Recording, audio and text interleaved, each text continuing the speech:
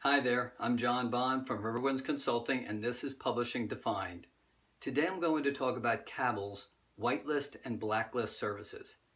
Cabells International is a privately owned company founded in 1978 that serves the scholarly or academic library and publishing industries. Two products they offer for subscription are their Whitelist and their Blacklist directories. The Whitelist is, quote, an independent, curated database of scholarly journals that guides researchers, publishers, librarians, academics, and administrators to the publication they need. The Whitelist provides complete contact and publication information, multiple quality metrics, submission experience data, and peer review indicators for over 11,000 verified journals across 18 academic disciplines, unquote. The Whitelist, in addition, provides tools and metrics to help researchers with the decisions on which journal to submit a paper or to evaluate a publication. They also provide journal impact factor, altmetrics reports, and a full range of Scopus citation-backed metrics. The journals are selected by Cabells and reviewed about once a year. Some of the information presented is publicly available, while a small amount is self-reported by the publication. The Whitelist is an invaluable service that institutions and researchers can rely on for accurate information on the important publications in a market.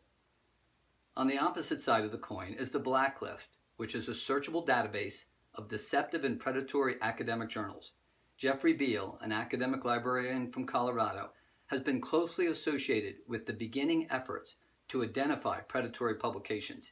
He had compiled a famous list of these publications, but it's recently been taken down, although it lives on many sites. It is just not being updated. Cabell's Blacklist takes Beal's concept into a more concrete and fact-filled realm. Cabell's says its employees, quote, analyze suspected publications against behavioral indicators. Subscribers have access to a database of detailed reports for every journal that their specialists have evaluated and flagged as a probable threat. Each report provides ways to identify the journal and enumerates the specific predatory behaviors that the evaluation revealed. Specialists analyzed over 60 behavioral indicators to keep the community aware of the growing threats and to keep academia protected from exploitative behaviors, unquote. The Blacklist has defined criteria it uses, including integrity, the peer review process, the journal's website, the publication's practices, indices and metrics, its business practices and fees, and copyright.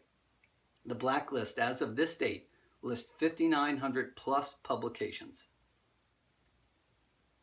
Both services offer a search function with multiple variables, and Cabells is continuing to make updates to the search function.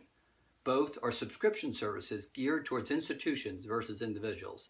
A subscription to the full Whitelist and to the Blacklist for a small to medium-sized public university for IP access might run a few $1,000s, but there are many variables. Both lists and the site, as with all large endeavors, are a work in progress. There are usually a never-ending list of IT fixes or improvements to address, as well as the ever-changing publishing world that makes changes to the criteria and adding new journals and disciplines necessary. Small points for improvements at the website include adding autofill to all appropriate search functions, fixing the back button, which sometimes gives wonky results, and a robust help feature, which would be much appreciated. On the content side, Cabells has clearly made a huge effort to cover much of the academic publishing world, but it's a big world and they haven't covered everything. Notably, they don't cover engineering. They also are sparse on medicine and healthcare and other areas. I'm sure Cabells will be expanding and rounding out their efforts in the future. In addition, their criteria are spelled out very well and their transparency is admirable. But some of the criteria are subjective, and the weighted nature of the items in the Blacklist adds to the subjectivity. I know Cabells is working on the Blacklist criteria to post new and more detailed selection criteria so that new or low-quality journals do not appear on the list, but that it focuses on deceptive and dishonest journals.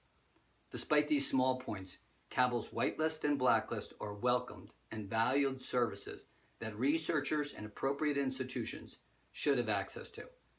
I suggest all scholarly publishers review whether their journals are on either list and confirm the information presented. Well, that's it. I've released an ebook called The Request for Proposal in Publishing, Managing the RFP Process. It's a short, focused guide to this essential business task that associations or societies use to find potential publishing partners. See the link in the notes below for more information on the book or how to purchase it. Hit the like button below if you enjoyed this video. Please subscribe to my YouTube channel or click on the playlist to see more videos about Cabells and their lists. And make comments below or email me with any questions. Thanks so much and take care.